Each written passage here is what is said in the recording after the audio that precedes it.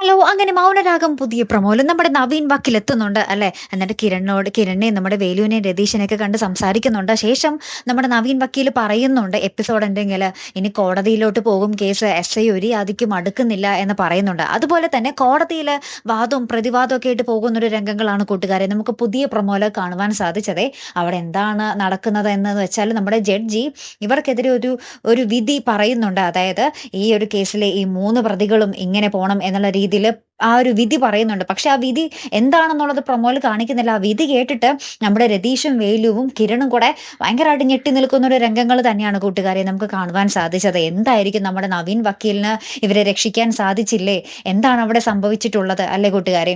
അപ്പുറത്ത് നമ്മുടെ ചന്ദ്രസേനനാണെങ്കിലും കാർത്തികയാണെങ്കിലും അവരായിരിക്കും ഒപ്പം അവിടെ ആ ഒരു വിധി കേൾക്കാൻ ഉണ്ടാകുന്നത്. അവരും പരസ്പരം നോക്കി ഞെട്ടി നിൽക്കുന്ന ഒരു രംഗങ്ങള് തന്നെയാണ് കൂട്ടുകാരെ നമുക്ക് കാണുവാൻ സാധിച്ചതേ.